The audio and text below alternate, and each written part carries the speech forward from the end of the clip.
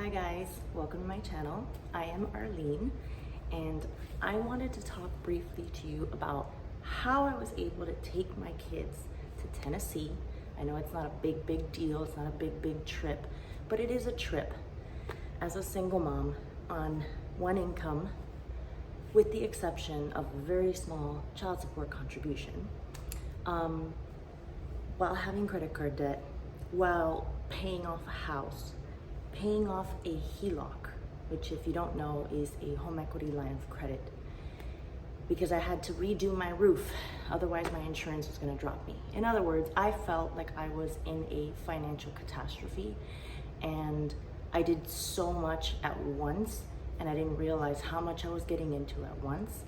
I purchased a house, I thought I had time to repair things like the roof, and the insurance company decided to tell me, no, you don't have time, you need to do this now. So I had to take out a second mortgage. So I thought vacations are off the table. It's not possible, right? Like every single mom on the planet is probably realizing like, I can never take my kids on vacation. Mind you, I must preface this video by saying that I am dating someone and he did join us on the trip and he did help contribute. However, we paid almost equal in parts. It was still a lot of money because I had to pay for my flight plus my 2 kids, and he paid for his flight. But with that said, without further ado, let me just go ahead and get into some of the financial tricks and things that I did in order to be able to make this happen. It was a goal of mine to see the Smoky Mountains and I wanted to bring my kids along, and it was successful. I was able to do it. So in this channel, I'm going to be talking about a lot of things related to life in general, but particularly about what it is to be a woman in this world, what it is to be a single mother, and how you can be financially thriving even if you don't come from any money, because I do not come from a family that has money. I was never privileged with anything other than the fact that perhaps, yeah, I'm a white woman, like that gives me some sort of privilege. But there was no trust fund, there was no college fund, there was really nothing that was done to help prepare me for life. I had to prepare myself. I was a young mother at 24 years old when my first daughter was born and 28 when my second daughter was born. So we can get into all those details in future videos, but right now I want to talk about a little bit of financial literacy.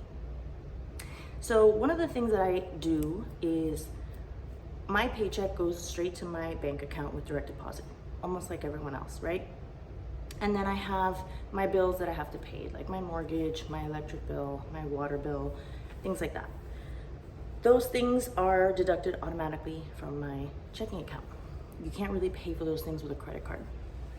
Now, other things that you need in order to live, you can pay with a credit card, such as groceries, gas, any little Amazon purchases. I actually use Amazon to purchase shampoo, conditioner, body wash, deodorant, those kind of things, toothpaste, like basic little things like that.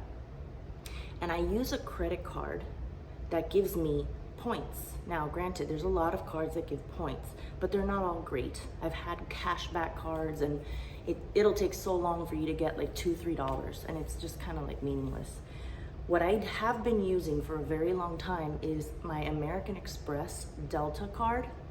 And basically you get Sky Miles, you get points for flying. And I have been able to fly free because I have accumulated enough points to be able to take a round trip. I use those points for my girls' trip to go to Austin, Texas. In this particular trip, I did pay for the flight out of pocket because I went with American Express because I didn't have enough Delta points. Because of the other trip, but I did manage to get that done in an efficient manner as well. So essentially I use my Delta card and I also have the Hilton American Express card, because if you need to stay in a hotel you get points for that too, which I've also done. I have stayed in hotels for free. So I use my Delta and I use my Hilton. Now they don't have 0 interest, so if balances start to accumulate, you're gonna pay interest.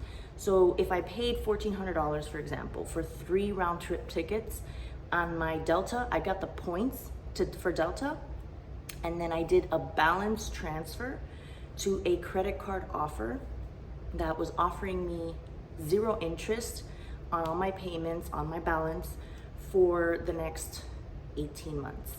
So that's plenty of time. So that amount of money, I now got the points to the Delta card, and then I transferred it over to this card, and I can now slowly pay off the balance without the compounding interest hitting me. That's one way in which I was able to afford renting a cabin, getting airline tickets, things like that. Another thing that I've been doing is, instead of sending, for example, if you put $1,000 on a credit card, let's just say, for a hypothetical, to make it easy, we're gonna use round numbers, $1,000 on a credit card, and you have 10 months to pay it off, right? That would be $100 a month. So if you don't pay off the full balance on that zero interest balance transfer credit card, you will be hit with all of the interest at the end of that promotional period. So you have to be diligent and look at your balance and look at how many months you've been given and decide, how many months do I have to pay off this total balance? You basically divide that balance by the number of months. And in fact, I like to take away 1 month. So if it's 18, I'll divide it by 17, just in case if you have a hard time, making a payment 1 month and you have to send a little less. So let's say it's $100 a month, right? Perfect. I have to send $100 a month. Most people would just send the $100 a month. That's not what I did. Nowadays, we have these new things that haven't existed for very long, guys. I've been banking with my local credit union for well over 10 years. I know a lot of people that bank with Regions and Chase and Bank of America and all these brick and mortar banks. But there are new banks that are online banks, and they are called fintech banks, I think they're called, but they are backed by actual brick and mortar real banks. So they are FDIC insured.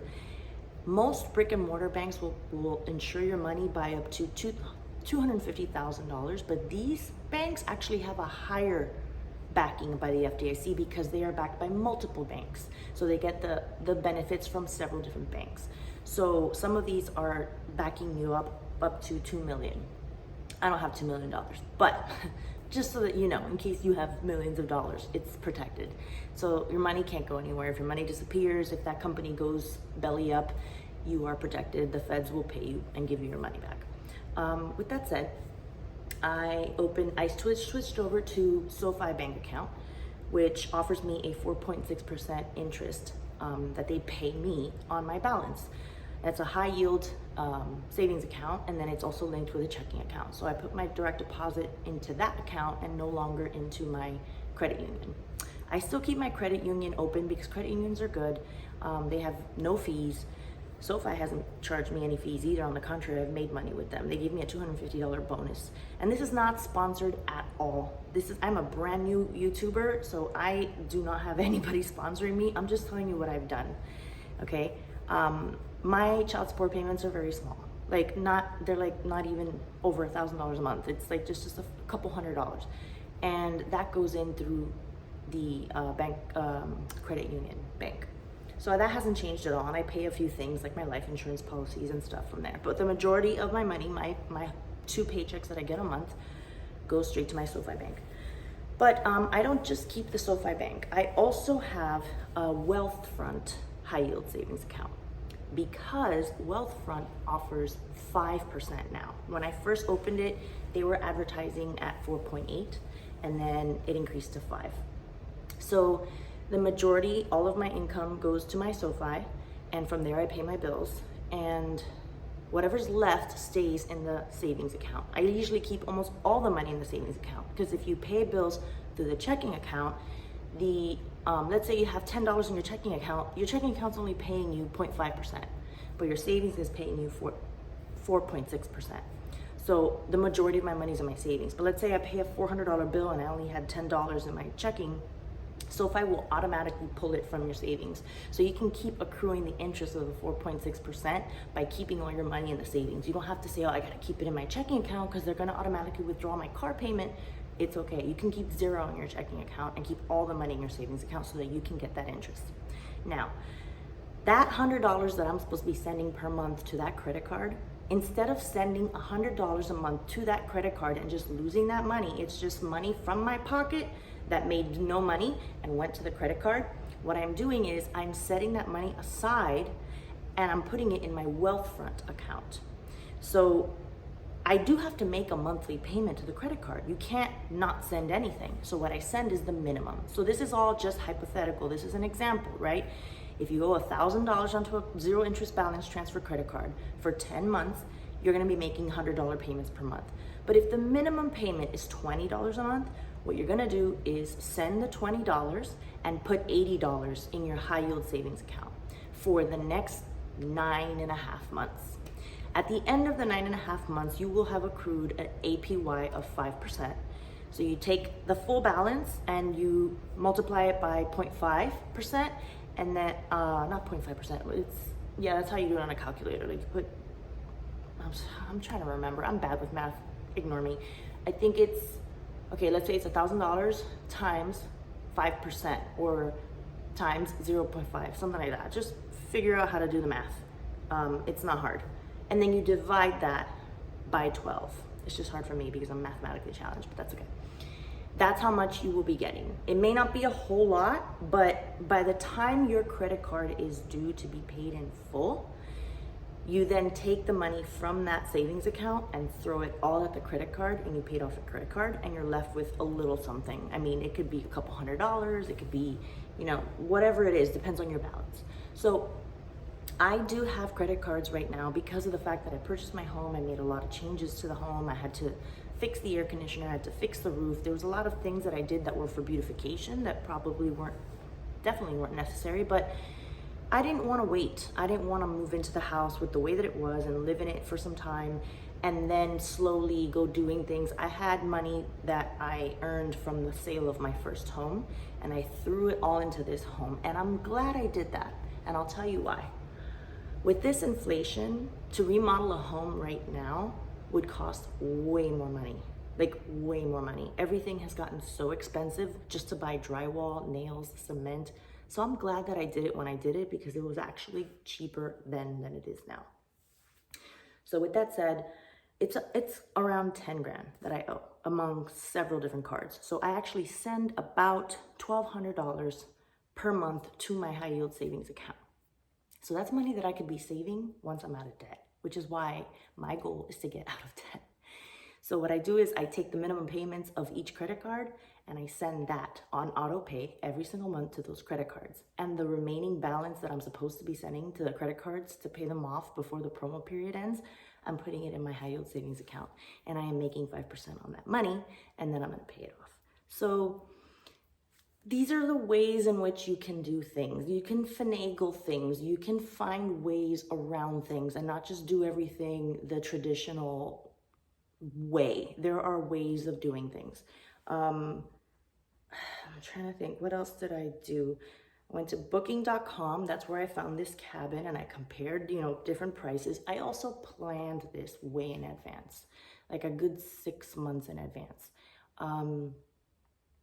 I decided I want to do it. This is another thing, okay? I have never had a goal or a desire so strong that I didn't achieve, because I don't know if it's just something that I'm born with. I don't know if it's something that I developed. When you're a kid and you feel like you don't have control of your life, you say, when I grow up, I'm gonna do this and this and this. And that really stuck with me. And I wanted to live my life well, and I wanted to live my life my way. And I was tired of having to go along with the way everyone else was doing things.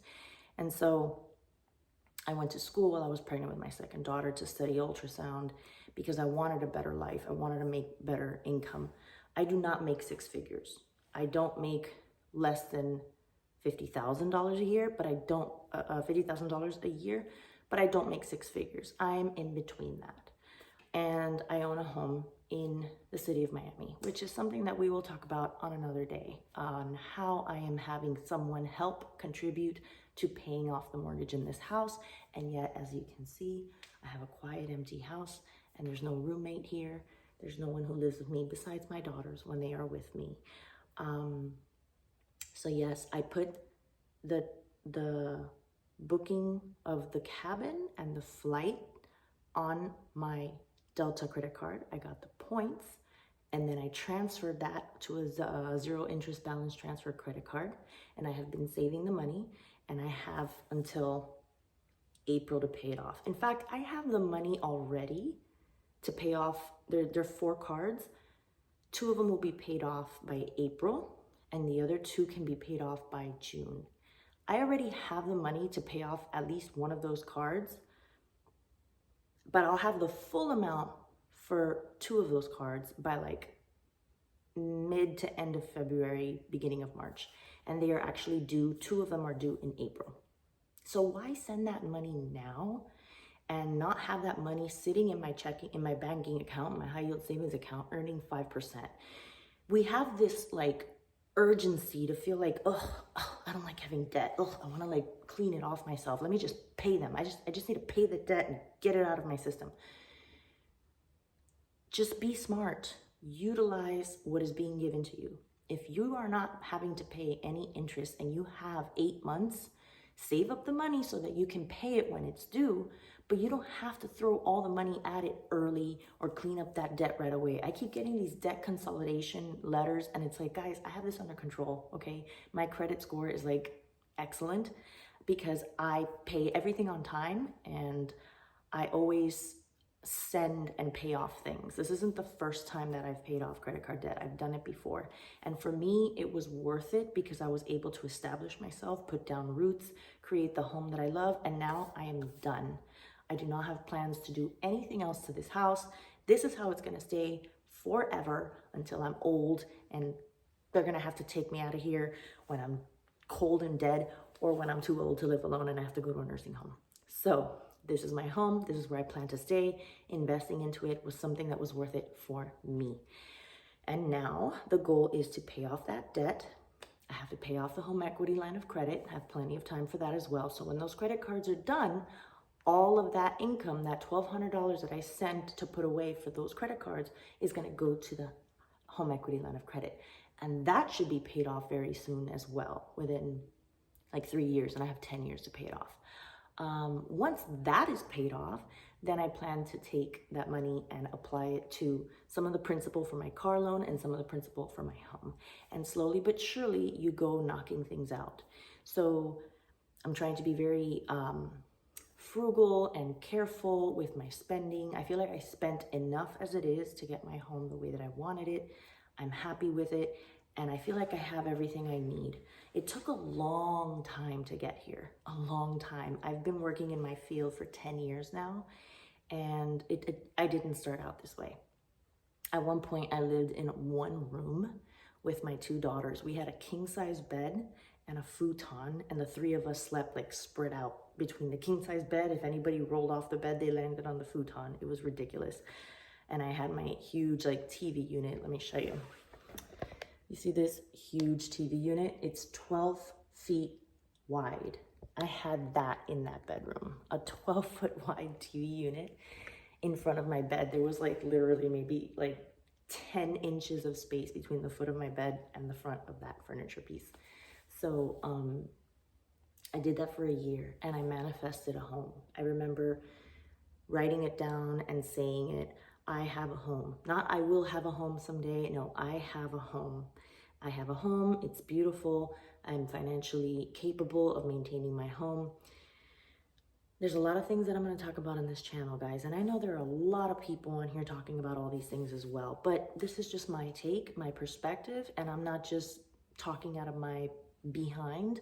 I'm living proof that it is possible because I live in one of the most expensive cities in the United States of America. Okay, I live in Miami, Florida. And if you're not aware of the housing market crisis that's been going on, start paying attention, start reading up on it. People in New York and in Los Angeles, yes, it's expensive to live there, but they make more money than we do down here.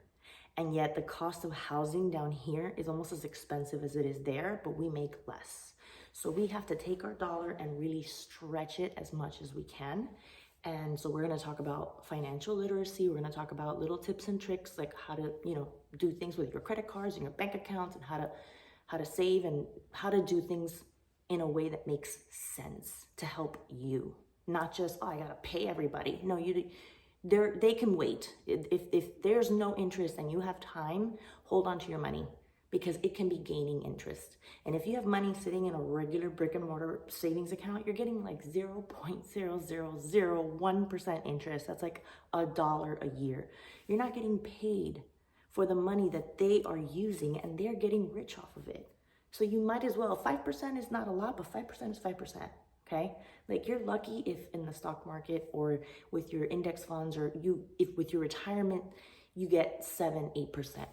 Like that is a good return per year. So 5 for a savings account where there's like literally no risk, because it's regulated by the feds. So when the feds increase or decrease the rates, these high yield savings accounts will increase or decrease the APY that they're offering. So the worst thing that can happen is that the APY comes down, but it's still a savings account. You're not going to lose your money. You can take the money out whenever you want. You can put it back whenever you want. So my boyfriend did pay for the rental car and pretty much all of our meals, and that was wonderful of him. I'm glad he came with us. We had a great time. We enjoy each other's company, and he helped out. You know, he drove through the mountains. I was kind of scared to drive through these mountains by myself, and this was our first trip together, so it was really, really good. So I don't want you guys to think that I'm like cheating by saying, oh, you know, you're not really a single mom because someone went with you and paid. Listen, I've taken my girls to Disney World by myself with them. I've taken my girls to Duck Key. I'm in Miami, so I live close to the Keys, and I paid for pretty much everything on that trip as well. So I have done it before, and that trip was actually last May for my 40th birthday. So this is just the first trip that I have since I'm no longer been with their father, that I split the costs with someone else. But it was me and 2 girls that I was responsible for our flight. So my flight tickets were more than the cabin for 4 nights. So yeah, anyway, we're gonna be getting into all sorts of subjects: motherhood, single motherhood, home ownership, finances, philosophy, life struggles, love, heartache, toxic relationships, healthy relationships, and how to navigate in this crazy, mad world. You know, when you feel like sometimes the whole world is resting on your shoulders and you feel like you're gonna crack and break, just hang in there, it will get better. So if you haven't done so already, please subscribe to my channel, hit the like button, and hit that notification bell so that you're notified anytime that I release a new video, and I will see you guys in the next one.